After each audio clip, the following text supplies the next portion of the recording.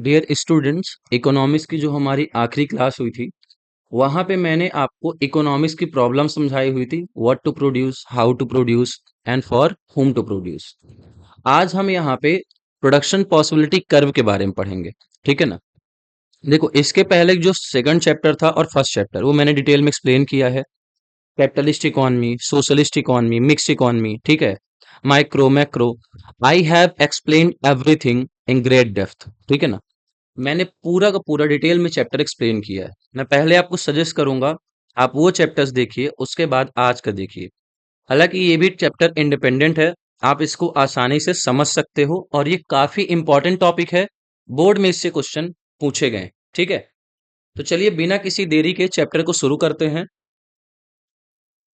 देखो, यहाँ पे है प्रोडक्शन पॉसिबिलिटी कर्व लिखा है, हमें इसकी मीनिंग सबसे पहले पढ़ना है। ठीक है, इसमें कहता है एक जो प्रोडक्शन पॉसिबिलिटी कर्व होता है वो आपको ये दिखाएगा, shows the maximum possible output, कि आप अधिक से अधिक कितना आउटपुट दे सकते हो, यानी कि आप ज्यादा से ज्यादा कितनी चीजें प्रोड्यूस कर सकते हो। कॉम्बिनेशन ऑफ टू गुड्स और सर्विसेज। ठीक है ना। मतलब कि जो दो वस्तुएं हैं या फिर दो सेवाएं हैं, देखो यहां पे लिखा है कॉम्बिनेशन ऑफ टू गुड्स और सर्विसेज। या तो एक क्या होगा, गुड्स होगा, या फिर एक क्या होगा, सर्विस होगा। दोनों कॉम्बिनेशन करोगे तो ये टू हो जाएंगे। तो कहता है कि जो प्रोडक्शन पॉसिबिलिटी कर्व होता है वो हमें सोर्स करता है, ये दिखाता है कि मैक्सिमम पॉसिबल आउटपुट क्या होगा, यानी कि आप अधिक से अधिक कितना उत्पादन कर सकते हो। कॉम्बिनेशन ऑफ टू गुड्स और सर्विसेज, यानी दो वस्तुओं और सेवाओं के योग का। That an economy can achieve, जो कि एक कोई अर्थव्यवस्था अचीव कर सकती है, प्राप्त कर सकती है। When all resources are fully and efficiently employed, जब सारे के सारे रिसोर्सेज यानी आपके पास जितने भी संसाधन हैं सब फुली और एफिशिएंटली एम्प्लॉयड होंगे, यानी आपका कोई भी रिसोर्स वेस्ट नहीं होगा या फिर खाली नहीं बैठा होगा, सारे के सारे रिसोर्स आप एम्प्लॉय कर दोगे। And the technique of production is given, और उत्पादन की क्या तकनीकी होगी वो भी क्या रहेगी, दी हुई रहेगी। ठीक है, तो सिंपल से देखो मतलब है कि प्रोडक्शन पॉसिबिलिटी कर्व ये दिखाता है कि हमारे पास जो भी रिसोर्सेज हैं तो हम उन रिसोर्सेज के उपयोग से दो वस्तुएं या फिर सेवाओं का अधिक से अधिक हम कितना उत्पादन कर सकते हैं। जैसे मान लो अगर मेरे पास 100 रुपए है तो मैं 10 रुपए की कीमत के हिसाब से 10 पेन प्रोड्यूस कर सकता हूं। ठीक है, या फिर मान लो पेन की कीमत 5 रुपए है और पेंसिल कीमत भी 5 रुपए है, तो मैं इनकी भी 10-10 क्वांटिटी प्रोड्यूस कर सकता हूं। तो एक गुड्स मान लो पेन हो गया और एक गुड्स क्या हो जाएगा, पेंसिल हो जाएगा। ठीक है, तो इन्हीं वस्तुओं का, इन्हीं गुड्स का हम कितना मतलब कि उपयोग कर सकते हैं, कॉम्बिनेशन कर सकते हैं। इसी को हम लोग बोलते हैं प्रोडक्शन पॉसिबिलिटी कर्व कहते हैं। ठीक है, तो ये मैंने आपको बता दिया। अब देखो, एक जो डेफिनेशन है सैम्यूल्सन ने दी हुई है, आप उसको देखो। The production possibility curve represent graphically, graph यानी एक डायग्राम के रूप में, चित्र के रूप में।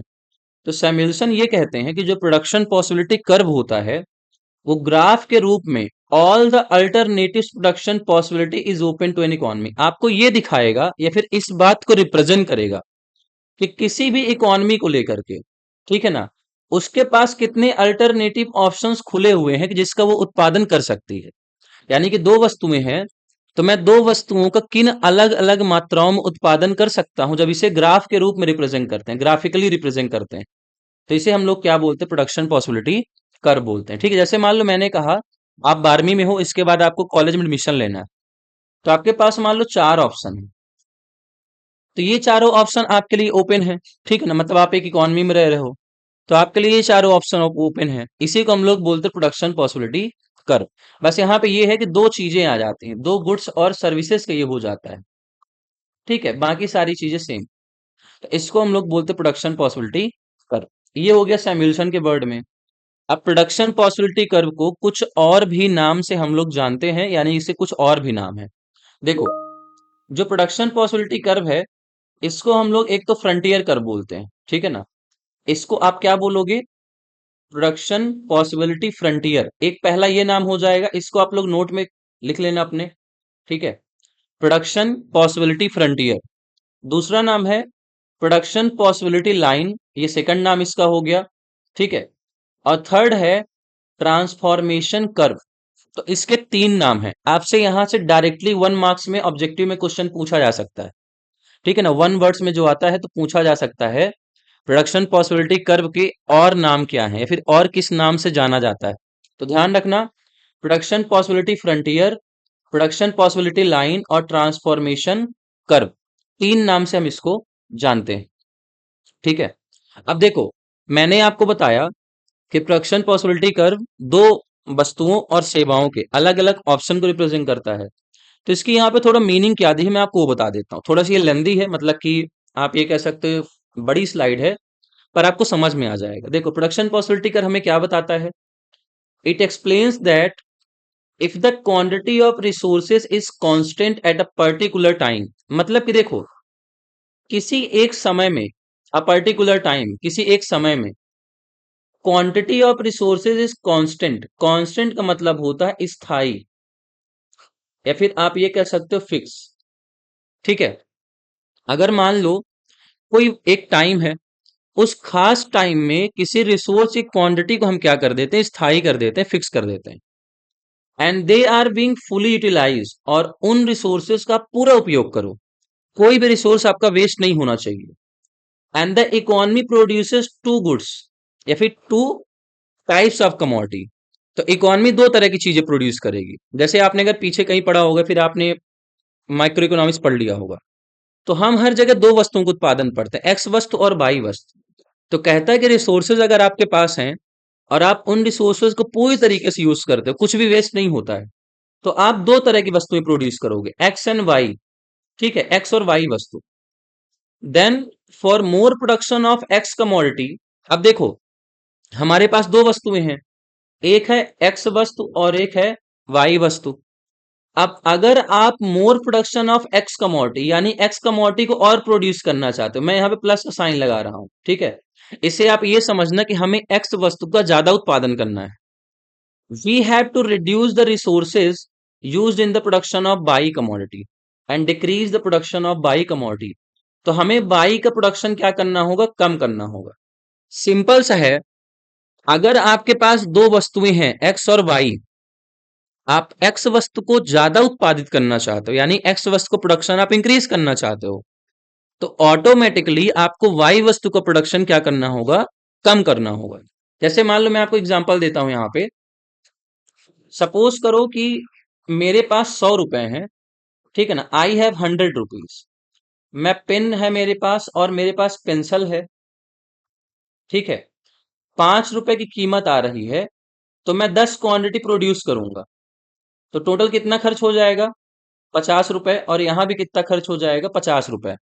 पर अब मैं पेन ज्यादा प्रोड्यूस करना चाहता हूं, मुझे पेन को और प्रोड्यूस करना है, यानी कि अब ज्यादा प्रोडक्शन करना है, मैं बढ़ाना चाहता हूं, तो मुझे पेंसिल का उत्पादन ऑटोमेटिकली कम करना होगा, क्योंकि मेरे पास टोटल कितने रुपए हैं, सिर्फ और सिर्फ 100 रुपए, ठीक है ना। रिसोर्स मेरे पास लिमिटेड है। आपने 11th में पढ़ा होगा कि we have limited resources but we have unlimited demands. हमारे पास संसाधन तो सीमित हैं, पर हमारी जरूरतें क्या हैं, असीमित हैं। तो सिंपल सा मतलब है, अब अगर मैं पेन का ज्यादा उत्पादन करना चाहता हूं, तो मुझे पेंसिल का उत्पादन क्या करना हो, कम करना होगा। इसको ऐसे समझो, मान लो कि मैं पेन 5 और प्रोड्यूस करना चाहता हूं, तो मुझे 25 रुपए एक्स्ट्रा खर्च करने होंगे, क्योंकि एक पेन की कीमत कितनी है, 5 रुपए। तो मैं पेन पे 75 रुपए खर्च करूंगा, तो ऑटोमेटिकली पेंसिल से 25 रुपए में डिडक्ट हो जाएंगे, तो मैं पेंसिल पे अब सिर्फ 25 रुपए खर्च करूंगा, और पेन पे कितना खर्च करूंगा, 75 रुपए। यानी कि मुझे अगर एक वस्तु का उत्पादन बढ़ाना है, तो दूसरी का उत्पादन मुझे ऑटोमेटिकली क्या करना होगा, कम करना होगा। तो इतनी बड़ी स्लाइड में यही लिखा हुआ है कि हमारे पास देखो, संसाधन क्या होते हैं, फिक्स होते हैं, कांस्टेंट, स्थायी होते हैं, ठीक है ना, और हम उन्हें पूरी तरीके से यूटिलाइज करना चाहते हैं, तो सिर्फ दो वस्तुएं एक्स और वाई का ही हम उत्पादन कर सकते हैं। अगर आप एक्स का उत्पादन बढ़ाना चाहते हो, तो वाई का उत्पादन आपको ऑटोमेटिकली क्या करना होगा, कम करना होगा, ठीक है ना। तो इसी को हम लोग बोलते हैं प्रोडक्शन पॉसिबिलिटी कर्व बोला जाता है, ठीक है। चलिए आगे देखते हैं। अब यहाँ पे है, how much production of X commodity and how much production of by commodity should be made. It will depend upon the choice of society. तुमको कितना एक्स कमोडिटी का प्रोडक्शन करना है, कितना तुम्हें वाई कमोडिटी का प्रोडक्शन करना है, ये डिपेंड करता है कि समाज को किस वस्तु की ज्यादा नीड है। अगर मान लो एक्स वस्तु की ज्यादा जरूरत होगी तो एक्स वस्तु का ज्यादा उत्पादन करेगा। अगर सोसाइटी को वाई वस्तु की ज्यादा जरूरत होगी तो वाई वस्तु का उत्पादन फिर ज्यादा करेगा। ठीक है, in other words the society will have to make a choice. इसका सिंपल सा मतलब है समाज को चूज करना होगा, सोसाइटी को डिसाइड करना होगा कि वो क्या प्रोडक्शन करना चाहता है। ठीक है, thus if we want to increase the production of a particular commodity then we have to reduce the production of some other commodity। Simple सा है, अगर आप एक वस्तु का उत्पादन बढ़ाना चाहते हो तो सम अदर कमोडिटी, किसी और वस्तु का उत्पादन तो आपको कम करना ही करना होगा। ठीक है ना, ऐसा इसलिए है क्योंकि हमारे पास संसाधन क्या होते हैं, सीमित होते हैं। अब देखो यहाँ पे डायग्राम बना हुआ है, ये है प्रोडक्शन पॉसिबिलिटी कर्व। जैसा कि मैंने बताया पीछे, मैं समझाता हूं आप। यहाँ पे देखो ये कॉम्बिनेशन है, ए कॉम्बिनेशन है, बी कॉम्बिनेशन, सी, डी और ई कॉम्बिनेशन। ठीक है, हमारे पास टोटल कितने कॉम्बिनेशन है, 5। ठीक है, एक तरफ आप एप्पल का उत्पादन कर रहे हो, एप्पल, और दूसरी तरफ किसका उत्पादन कर रहे हो, ऑरेंजेस का। ठीक है ना, यानी सेब और संतरे का उत्पादन। सिंपल सा देखो, यहां पे मैं ऑरेंजेस का उत्पादन बढ़ा रहा हूं, 0 से मैंने 2 किया, फिर 4, फिर 6 और फिर 8 है। लेकिन वहीं पे एप्पल का उत्पादन देखो मैंने क्या किया हुआ है, घटा दिया है। 4 के बाद देखो 3 आ गया, फिर 2, फिर 1 और फिर 0। यानी कि मैं जब एक वस्तु का उत्पादन देखो यहाँ पे बढ़ा रहा हूं, ऑरेंजेस का उत्पादन में बढ़ा रहा हूं, तो एप्पल का मैं क्या कर रहा हूं, कम कर रहा हूं, घटा रहा हूं। तो डायग्राम में भी देखो मैंने क्या कहा, ये आपका हो जाएगा एक्स एक्सिस और ये आपका हो जाएगा वाई एक्सिस। अब देखो यहाँ पे 2, 4, 6 और 8, ये देखो 2, 4, 6 और 8, ऑरेंजेस का उत्पादन बढ़ रहा है, ऑरेंजेस का प्रोडक्शन हम बढ़ा रहे हैं, और धीरे धीरे एप्पल का प्रोडक्शन देखो घट रहा है, 4, 3, 2 और 1। तो सिंपल से ये देखो डायग्राम बनेगा। मैं यहाँ पे आपको एक नेक्स्ट पेज में स्लाइड लेता हूं यहाँ पे, और मैं आपको दिखाता हूं। देखो जैसे मान लो ये है, ठीक है ना, एक्स एक्सिस, ये हो गया बाई एक्सिस, यहाँ पे 2, 4, 6 और 8।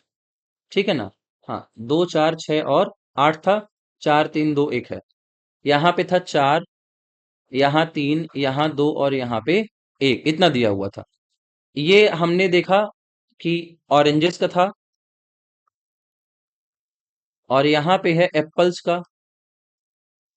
ठीक है, अब अगर मान लो मैं इसको ऐसे मिला देता हूं, यूं, तो जब मैं 4 एप्पल प्रोड्यूस कर रहा हूं तो मुझे 2 ऑरेंजेस प्रोड्यूस करना पड़ रहा है, तो मैं यहाँ पे निशान बनाऊंगा, ये एक पॉइंट हो जाएगा। फिर मुझे जब 4 ऑरेंजेस चाहिए तो मैं 3 एप्पल प्रोड्यूस कर रहा हूं, तो यहाँ पे मैं आ जाऊंगा। फिर जब मुझे 6 ऑरेंजेस चाहिए तो 2 एप्पल प्रोड्यूस करूंगा। तो ये देखो बिल्कुल हम सामने सामने जा रहे हैं, ये देखो।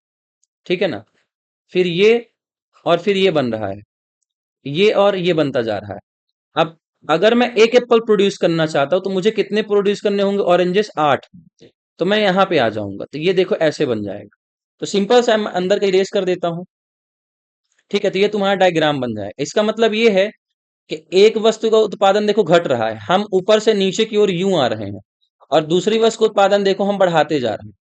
तो सिंपल से प्रोडक्शन पॉसिबिलिटी कर्व का मतलब है, अगर एक वस्तु का उत्पादन बढ़ाना चाहते हो, एक्स वस्तु का उत्पादन बढ़ाना है, तो वाई का आपको ऑटोमेटिकली उत्पादन क्या करना होगा, कम करना होगा। ऐसा इसलिए है कि हमारे पास रिसोर्सेस क्या होते हैं, लिमिटेड होते हैं। ठीक है, तो ये चैप्टर मतलब कि ये टॉपिक हम यहीं पे खत्म कर रहे हैं। प्रोडक्शन पॉसिबिलिटी के कैरेक्टरिस्टिक्स, अजम्पशन क्या है, वो मैं आपको अगले लेक्चर में पढ़ाऊंगा। ठीक है, अगर आपको ये टॉपिक समझ में आया, अगर आपको क्लासेस अच्छी लग रही तो आप अपने दोस्तों को जरूर शेयर करिए।